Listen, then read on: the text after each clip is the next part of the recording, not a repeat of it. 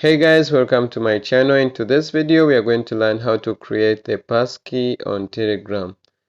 The passkey helps you when you are recovering your account. So guys, we are going to first open our Telegram application. At the bottom we are going to click on the settings icon. Let's click on privacy and security.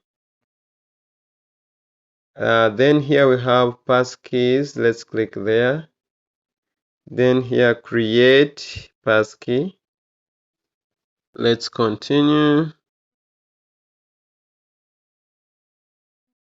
So I've added my pattern. Guys, I've used my pattern as passkey, and that's how you can create passkey on Telegram. Guys, that's all for today. If you find this video helpful, please press the like button and subscribe. See you in the next one.